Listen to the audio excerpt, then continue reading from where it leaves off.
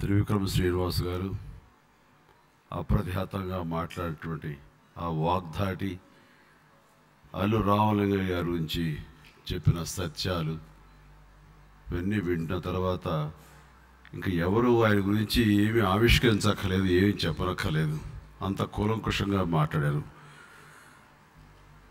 దానికి ప్రత్యేకించి ఆయనకు నా అభినందనలు తెలియజేస్తూ, అల్లు రామలింగయ్య గారు ఆయన ఒక వ్యక్తి అనుకోను, ఆయన ఒక నడిచే ఎన్సైక్లోపీడియా అనుకుంటాను. ఎన్నో పార్శ్యాలు ఉన్నటువంటి బహుముఖ ప్రజ్ఞాశాలి అనుకుంటాను నేను. ఆయనతో నాకున్న అనుబంధం ఇక్కడున్న ఎవరికీ లేదు. బహుశా వారి తనయుడు అల్లు అరవింద్ గారు కానీ మనవలకు కానీ ఎవరికి కూడా లేదు. ఎందుకంటే ఆయనతోటి నటుడుగా ఎక్కువ సమయం ఆయనతో గడిపాను, ఎక్కువ సినిమాలు చేసినటువంటి అవకాశం నాకు వచ్చినందున ఆయన గురించి క్యూరియాసిటీ తోటి ఎక్కువ నాకు వచ్చే సందేహాలను ఆయన ద్వారా నివృత్తి చేసుకోవడంలో ఆయన గురించి నేను ఎక్కువ తెలుసుకోగలిగాను. ఆ రకంగా ఆయన అంటే నాకు ప్రత్యేకమైన అభిమానం. ఆయన వ్యక్తిత్వం గురించి, ఆయన ఉన్నతత్వం గురించి నాకు చాలా ఎక్కువ తెలుసని అనుకుంటున్నాను. అవన్నీ నేను ఈ సమయంలో చెప్పదలుచుకుంటే అసలే నీరసించున్నారు, చాలాసేపు ఎదురు చూస్తున్నారు. ఈ సమయం అంత కరెక్ట్ కాదు, కానీ మనసులో ఉన్నటువంటి కొన్ని భావాలు చెప్పుకోవాలనిపిస్తుంది. ఆయనతో నాకు మొదటి పరిచయం 1998 మే ఆ ప్రాంతంలో మనూరి పాండవులు ఎర్రటి ఎండలో రాజమండ్రిలో ఆయనతో పాటు నేను మనూరి పాండవులు చేస్తున్న సమయంలో ఆయన ఫస్ట్ టైం చూడటం అదే. సో ఆయన ఆట పట్టించే సాంగ్తో ప్రారంభమైంది షూటింగ్. ఆయన పట్టుకుంటుంటే కొంచెం చిరాకు పడేవాళ్ళు, ఏంటంటే గట్టిగా పట్టుకుంటారంటే ఆయన నెమ్మదిగా పట్టుకుంటా. నేను, మురళీమోహన్, ప్రసాద్ బాబు, ఇంకో ఇద్దరు క్యారెక్టర్స్. సో ఆయన పాప చాలా ఇబ్బంది పడిపోయేవాళ్ళు, కానీ ఎలా పట్టుకోవాలో తెలియదు. ఎలా పట్టుకున్నా సరే కేకలు వేసేవాడు, బాబు ఇదేంటి బయట చాలా కామెడీగా ఉంటాయి, ఇంత సీరియస్ మనిషి చేయడానికి కొంచెం ఇంటిమిడేట్ ఫీలింగ్ వచ్చింది మాకు. తర్వాత కూర్చున్న ఎవరు బాబు మీది ఎక్కడ అన్నాడు. మాది ఒక ఊరని లేదులేండి, నాన్నగారు ట్రాన్స్ఫర్తో పాటు అన్ని ఊళ్ళు తిరుగుతూ వచ్చావు, అది నా పేరు చిరంజీవి అండి అన్నాడు. ఆహాహా అన్నాడు. అయిన తర్వాత నాతో పాటు చాలామంది చేశారు, కానీ నా మీదే ఆయన దృష్టి ఉందనేది నాకు అప్పుడు గమనించలేదు. తర్వాత తెలుస్తుంది ఎందుకుందో ఏంటో. ఆ తర్వాత నన్ను క్రీగంట చూస్తూనే ఉన్నారనే విషయం ఆ తర్వాత గమనించిన మురళీమోహన్ వాడు తర్వాత చెప్తే అర్థమైంది. ఏదో నన్ను చూస్తుంటే కనుక ఏదో నటుడిని ఏదో నా గురించి అబ్జర్వ్ చేస్తున్నారేమో అనుకున్నాను తప్ప, ఆయనకి ఇంకో కోణం ఉంది, ఇంకో పార్సి ఉంది, అది దృష్టిలో పెట్టుకుని అబ్జర్వ్ చేస్తున్నాడు అన్న విషయం నేను గమనించలేకపోయాను. ఆ తర్వాత ఆ రోజు షెడ్యూల్ అయిపోయింది. అక్కడి నుంచి ట్రైన్ ఎక్కి మెడ్రాస్కి బయలుదేరి వచ్చేటప్పుడు అందరూ అనుకోకుండా ఒకే కంపార్ట్మెంట్లో కూర్చున్నాము. ఆయన, రావు గోపాలరావు గారు వాళ్ళు కొంచెం అని అలా బిగించి ఏదో గ్లాసులో పోసుకున్నారు. అప్పట్లో నేను ఆంజనేయ స్వామి భక్తుడిని, ఏమి లేదో పక్కన కూర్చున్నాము. భోజనం వస్తే కనుక తినేసి నిడదవల్లోనో ఎక్కడో తాడేపల్లిగూడలోనో ఇస్తారు భోజనం, అక్కడ తినేసేసి వెళ్ళిపోదాం పడుకుందాం అనుకుంటున్నాం. బాబా సార్ నాకు అలవాట్లేదండి చేశాను. అడిగా లేదు నేను ఆంజనేయ స్వామి భక్తులని ఇవన్నీ చేయనండి, నాకు అలవాట్లేదండి వస్తాను అంటే బుక్ తీసి ఆయన మార్క్ టిక్ అని వేస్తుంటారు, అదేదో వేస్తుండొచ్చు అని. ఇట్లాగా నాతో పాటు 2-3 షెడ్యూల్ చేసిన తర్వాత నేనేంటి అదేంటని అక్కడ గీత అని అమ్మాయి ఉంటే, అమ్మాయితో మిగతా కుర్రలందరూ సరదాగా ఉంటే, నేను అప్పుడు అమ్మాయితో కాకుండా అక్కడ హార్స్ రైడింగ్ ఉంటే దోసకాయల పిల్లలో హార్స్ ఎక్కి తిరుగుతూ ఉంటే మిగతా వాళ్ళని చూసేవాళ్ళు, నన్ను చూసేవాళ్ళు. అక్కడ ఇంకొక టిక్ వేసుకున్నారు. సో అమ్మాయి దగ్గర నుంచి మాట్లాడుతూ, సరే అమ్మాయితో నేను క్లోజ్గా మాట్లాడుతున్నటువంటి సీన్ ఆయనకి ఏం కనపడలేదు కాబట్టి అదొకటి. ఇవన్నీ అయిన తర్వాత ఇక్కడ దుష్ట చతుష్ట కూటమి లాంటి జరిగింది. అల్లు అరవింద్ గారు, జయకృష్ణ, అల్లురావు వీళ్ళందరూ కలిసి కూర్చుని ఈ కుర్రోని ఎలా నొక్కేద్దామా అని ఆలోచించారు. అన్నాడు. ఇవన్నీ అప్పటిదాకా తెలియదు నాకు. నెమ్మదిగా జయకృష్ణ వచ్చాడు.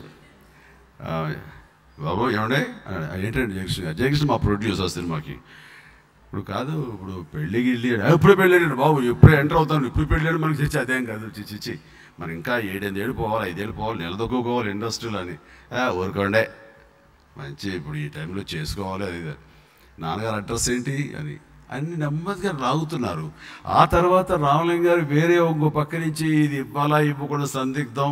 అరవింద్ గారు అయితే ఇచ్చేద్దాం, మనిషి కనపడుతున్నాడు, ఫ్యూచర్ కనపడుతుంది, దాంతో ట్రావెల్ చేస్తే నా ఫ్యూచర్ కనపడుతుంది, అన్నీ ఆయన విజన్ చేసుకున్నారు.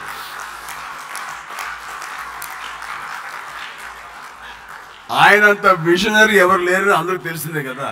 చాలా విషయాల్లో ముందస్తుగానే ఏ టెక్నాలజీ వచ్చినా సరే, ఏది వచ్చినా దానికి ఎలా కనిపెడతారో ఈ వ్యక్తులు కూడా అలాగే కనిపెట్టారు. మన అమాయకులం, ప్రతిదీ తెలిసేది కాదు.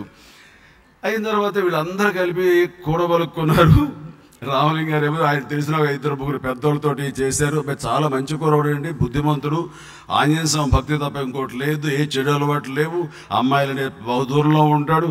అది ఇంత కంటే కావాల్సింది ఏంటి, జయకృష్ణ ఏంటంటే అబ్బాయి ఒప్పుకోవట్లేదని. ఒప్పుకోకపోతే ఏముంది, మనం చేద్దామని మా నాన్నగారి దగ్గరికి వెళ్ళారు వీళ్ళందరూ. నెల్లూరు జయకృష్ణ గారు వెళ్ళారు. ఏమండి నేను చెప్తాను, అబ్బాయికి మంచి భవిష్యత్తు ఉంది. అప్పటికి నాన్నకి జయకృష్ణకి పరిచయం ఉంది, ఎందుకంటే జయకృష్ణ మనూరు పాండవులు తీశాడు కాబట్టి నాన్నకి పొత్తు పరిచయం ఉంది, బ్రహ్మాండంగా ఉంది. కానీ అక్కడ అమ్మాయిలు అబ్బాయి అందానికి, ఆ స్ఫురద్రూపికి అంత లేదు మన దగ్గర. స్ఫురద్రూపికి, ఆ అందానికి, అసలు అప్పట్లో కమల్ హాసన్ వస్తున్నాడు, కమల్ హాసన్ మించిన అందానికి అమ్మాయిలు ఎగబడుతున్నారు. అసలు ఎవరు ఎక్కడ లాక్ చేస్తారో తెలియదు. ఈ పరిస్థితుల్లో ఇండస్ట్రీలో మాత్రం మన కుర్రాడిని మనం కాపాడుకోవాలి. కాబట్టి నాకు తెలిసి మంచి సంప్రదాయమైన కుటుంబం, చక్కటి అమ్మాయి, అసలు అది నోట్లో వేలు పెడితే కొరకదు అనేది, అది నా పేక కొరికేది, అది వేరే విషయం. అది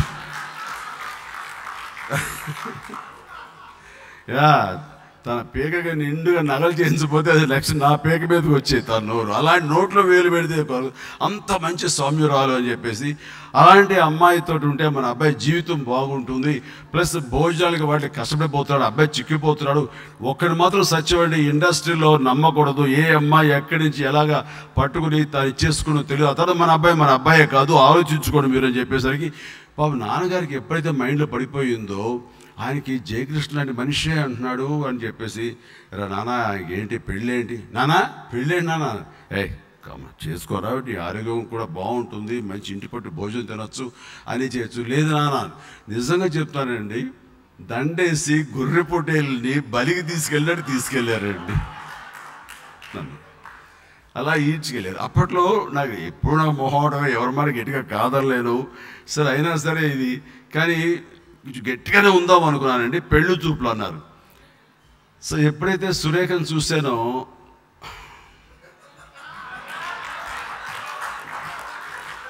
ఏంటి కొంచెం ఏంటి అందామా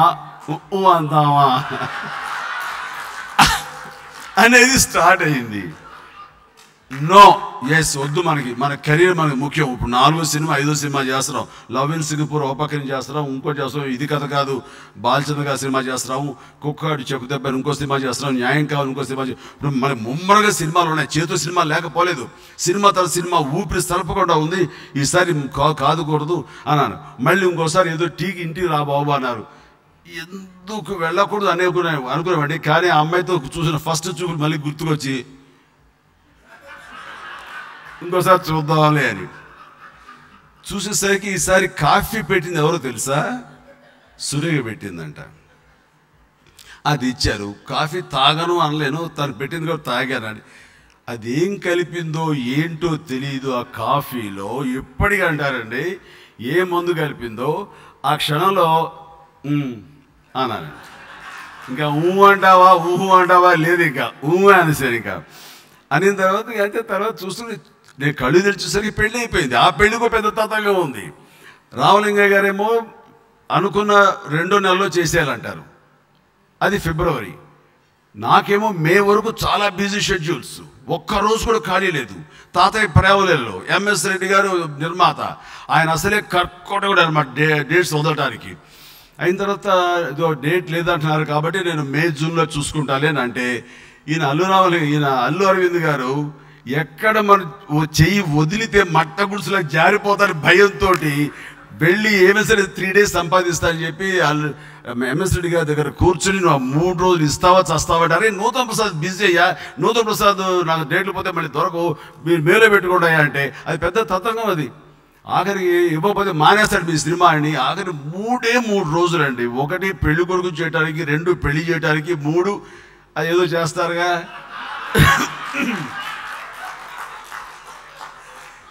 3 రోజులు ఇమ్మన్నారు కనీసం. ఆయన సరేనయ్యా 3 రోజులు రావాలి అని 3వ రోజున కూడా ఆయన షూటింగ్ పెట్టాడు. సీమ అనే అమ్మాయితోటి ఏదో ఒక చిన్న ఐటమ్ సాంగ్ లాగా. సరే అయిపోయింది. పెళ్ళి కూడా చిరాగా చేసుకున్నాను. ఎవడో అన్నాడు షర్టు చిరిగిపోయి, చిరిగి ఏమంటా ఇప్పుడు తాళి కట్టిస్తా అని నేను వాడిని చిరాగా పడిపోయి ఇక అట్లాగా ఏదో పెళ్ళి అయిపోయింది అయింది. రావణి గారు మొహమ్మద్ చాలా నిండు కలకలాడుతుంది. ఆ మొహమ్మద్ ఎలా ఉంది ఇలాగా పసివాడిని పట్టిస్తారు కదా అని. సరే ఏమైనా సరే అయ్యింది. No regrets. Wonderful family. అలాంటి ఫ్యామిలీలో చాలా చక్కగా సురేఖతోటి నేను ఈ అనుబంధం ఏర్పరచుకోవడం అనేది అది ఇది జరిగింది. ఆ తర్వాత అలా రామలింగయ్య గారు నన్ను అత్యంత ఇంట్లో బిడ్డలాగా ప్రేమించేలాగా అయింది. ఆయనకి ఒక కొడుకుని, 2వ కొడుకుని హీరోయిన్ చేయాలి కోరిక. అన్ఫార్చునేట్లీ ఇందాక త్రివిక్రమ్ గారు చెప్పినట్టుగా బిడ్డని పోగొట్టుకుని విషాదంలో ఉన్న వాళ్ళకి ఆ బిడ్డ స్థానంలో నన్ను చూసుకుంటూ అంత ప్రేమాభిమానం నాకు కనపరుస్తూ మరో బిడ్డలా చూసుకున్నారు.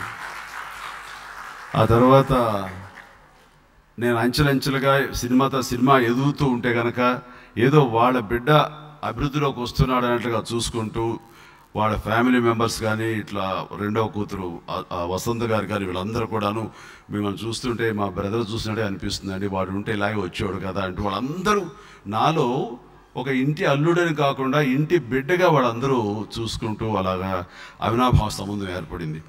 అండ్ అలాగా ఆ కుటుంబంతో ఉన్నప్పుడు నేను ఆయనతోటి ఎక్కువసార్లు కూర్చున్నప్పుడు ఆయన వ్యక్తిగత విషయాలన్నీ నాకు తెలిసి వచ్చినప్పుడు ఆయన కేవలం ఒక కమెడియన్గానో ఒక నటుడుగానో కాకుండా ఒక అత్యద్భుతమైన పరిణితి చెందిన గొప్ప వ్యక్తిత్వం ఉన్నటువంటి మనిషిగా నాకు అనిపించేవారు. ఎందుకంటే ఆయన వ్యక్తిత్వం అర్థం చేసుకోవాలంటే మనకి పరిణితి రావాలి. అలాంటి వచ్చే సందర్భాలు నేను కొద్దిగా అర్థం చేసుకుంటూ వచ్చాను. ఆయన గురించి స్టడీ చేస్తే మన ఊళ్ళో పుట్టాము, ఇక్కడ పెరిగాము, ఇక్కడ ఏదో ప్రయత్నం చేశాము, ఇక్కడ చచ్చాము, అయిపోయింది. ఇది కాదు జీవితం అంటే. ఎక్కడ పుట్టాము అని కాదు, ఇక్కడి నుంచి ఎక్కడికి వెళతాము, అక్కడి నుంచి ఎంత ఎత్తులకి ఎదగాలి, ఎంత దూరంగా అయినా సరే వెళ్ళి మన లక్ష్యాలను సాధించాలి అని అంటానికి ద బెస్ట్ ఎగ్జాంపుల్ ఆయన. ఒక సాదాసీదా కుటుంబంలో పుట్టి, ఒక పేద కుటుంబంలో, రైతు కుటుంబంలో పుట్టి ఆయన నటన పట్ల మక్కువ ఉంటే ఇంట్లో నుంచి బియ్యం తీసుకెళ్ళి ఆ నాటకాల మేనేజర్కి అది లంచంగా ఇచ్చి ఒక వేషం సంపాదించే వేషం వేసి ఆయన ఎంతో సంతృప్తి చెందేవాడు. అలాంటి పరిస్థితుల్లో ఆయన నటన పట్ల మక్కువగా ఉంటూ ప్రజా చైతన్య దీంట్లో చేరేవాడు. ఆయన కమ్యూనిజం జననాట్య మండలిలో చేరి అక్కడ వాళ్ళ ద్వారా ఎన్నో నాటకాలు వేసి ఆ మక్కువ తీరక అక్కడే ఉంటే కనుక అలాగే ఉండిపోతారు. అలా ఉండకుండా ఆయన మెడ్రాస్కి వెళ్ళిపోయి మెడ్రాస్ రాజారావు గారితో పాటు ఆయన పుట్టిన సినిమాలో చేసి అక్కడి నుంచి ఆయన నటుడుగా స్థిరపడ్డారు. ఒక వ్యక్తి గురించి చెప్పాలంటే నటుడుగా స్థిరపడిపోయిన తర్వాత ఒక సాటిస్ఫాక్షన్ వచ్చేస్తుంది. నాకేముంది ఇప్పుడు ఎవ్రీ ఫిలింకి ఇంత డబ్బులు వస్తున్నాయి, కుటుంబం బాగుంది చాలు కదా అంటే అలా కాదు. ఆయనలో ఉన్న మరో గొప్ప విషయం ఏంటంటే నిరంతర విద్యార్థి, ప్రతి క్షణం నేర్చుకోవాలి, చదువుకోవాలి, నేను ఇంకేదో సాధించాలని తపన ఆయన్ని డాక్టర్ని చేసింది. ఆ మధ్య నడి వయస్సులో ఆయన డాక్టర్ని అవ్వాలి అనే కోరిక రావటం అన్నది అది చాలా రేర్ క్వాలిటీ. అది ఇప్పుడు నేను ఆర్టిస్ట్గా సెటిల్ అయిన తర్వాత మరొక వ్యాపారం వైపు నేను వెళ్ళలేను. పాలిటిక్స్ వెళ్ళావు కదా అంతే, అది మధ్య చిన్న ట్రై చేశాను, అంత వదిలేసేయండి. సో అలాగా ఆయన డాక్టర్ ఎందుకు కాకూడదు, నాకు ఎంతో కొంత సమయం దొరుకుతుంది కదా అంటూ ఆ వయసులో పుస్తకాలు తెప్పించుకుని చదువుకుని ఆర్ఎంపీ ప్రాక్టీస్ చేసి రిజిస్టర్డ్ మెడికల్ ప్రాక్టీసర్గా సర్టిఫికేట్ పొంది ప్రాక్టీస్ చేసి ఎవరైతే ఉన్నారో ఫిలిం ఇండస్ట్రీలో వాళ్ళందరికీ ఆయన డాక్టర్ అయ్యాడు. వాళ్ళ నాలుకల మీద ఈయన మందు వేసేవారు. ఆ రకంగా చెప్పాలంటే ఫిలిం ఇండస్ట్రీలో ప్రతి ఒక్కళ్ళ తల్లో నాలుక అయ్యాడు ఆయన. ఆ రకంగా అద్భుతమైన డాక్టర్. ఆయనతో కూర్చుంటే ఆయన డాక్టర్గా నాకు ఎన్నో చెప్పేవారు. అలాగే వాళ్ళ ఇంటి కుటుంబ సభ్యులు కూతురికి వాళ్ళకు కూడా ఆ మెలకువలు నేర్పేవారు. ఇప్పటికి కూడా ఆయన వైద్యం మాకు తెలిసిందో ఆయన నేర్పిందో ఇంకా ఇంట్లో కొనసాగుతూనే ఉంది. ఆ రకంగా అద్భుతం డాక్టర్ రామారావు గారికి, నాగేశ్వరరావు గారికి, కృష్ణ గారికి, ఎవరు కదా నాకు తెలిసిన అందరికీ ఇక్కడ ఉన్నటువంటి వెళ్ళిపోయారు. ఆయన కోట శ్రీనివాసరావు గారికి, అలా ప్రతి ఒక్కరికి ఆయన మందేసి తగ్గించేటువంటి అద్భుతమైన డాక్టర్ ఆయన. ఇవన్నీ పక్కన పెడితే నాకు కూర్చోబెట్టినప్పుడు ఆయన రకరకాల ఫిలసాఫికల్ విషయాలు తెలియజేస్తుంటే ఈయన ఈ కోణం కూడా ఉందా, చాలామంది తెలుసుకుంటారు కానీ దాన్ని ఆచరించే విధంగా ఆయన గాంధేయవాది, అలాగే రామకృష్ణ పరమహంస, అలాగా వివేకానంద స్వామి, వాళ్ళ గురించి సూక్తులు కానీ ఆ ప్రవచనాలు కానీ అవన్నీ ఆయన చక్కగా ఆకళింపు చేసుకుని వాటిని తిరిగి ప్రాక్టికల్గా పెట్టేందుకు ప్రయత్నం చేస్తూ మాలాంటి యంగ్స్టర్స్గా తెలియజెప్తుంటే ఎంతో ఇన్స్పిరేషన్గా ఉంటుండేది. ఈవేళ ఆ పుస్తకంలో రాసినటువంటి మాట ఆయన ఎక్కడో చదివిన మాట, అది ఆయన ఫోటో కింద రాసిన మాట. అది నన్ను ఎంతో మోటివేట్ చేసింది, నన్ను ఎంతో ఇన్స్పైర్ చేసింది. ఆయన పెదవి దాటని మాట ప్రభువు నీకు, పెదవి దాటిన మాటకు పెదవి దాటని మాటకు ప్రభువు నీవు, పెదవి దాటిన మాట ప్రభువు నీకు. అంటే నువ్వు దానికి బానిసగా ఉండాలి. అందుకనే ఒక మాట వదిలేటప్పుడు ఆచి తూచి వదలాలి. మన చిన్నప్పుడు అంటారు అడుసు తొక్కనేలా కాలు కడగనేలా అని చెప్పేసి. అందుకనే మన మనసులో ఏదైనా ఒక మాట ఎవరి గురించి అనాలి అంటే కనుక ఆలోచించి అనాలి. అన్న తర్వాత ఇక దానికి మనం కట్టుబడి ఉండాలి. అది మనకు ప్రభువు, దానికి మనం బానిస. ఇది చాలా బాగా నాకు ప్రభావితం చేసింది.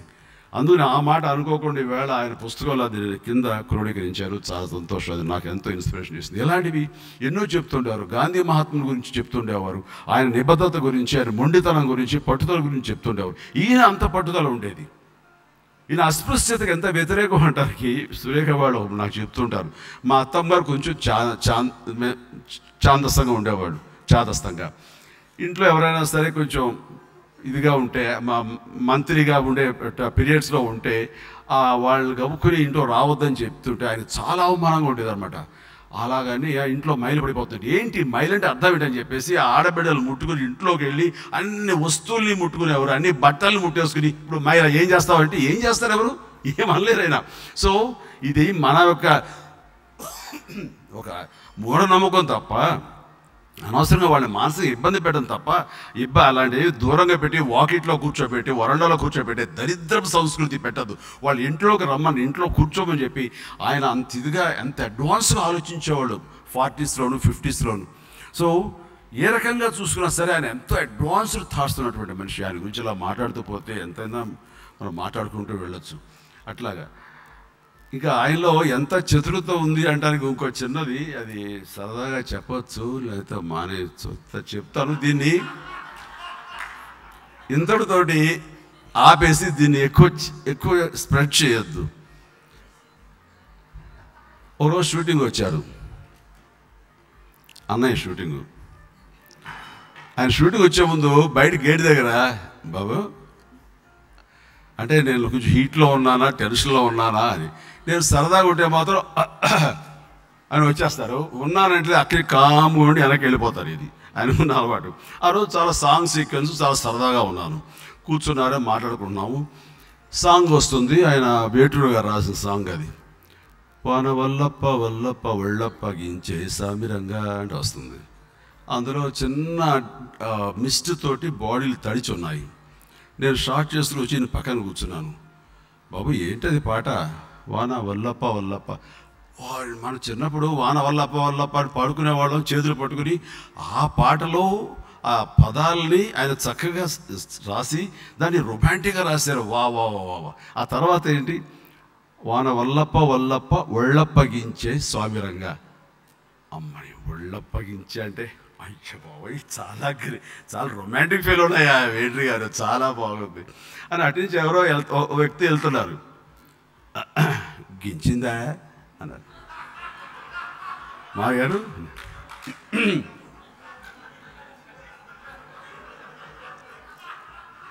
గించిందా అని.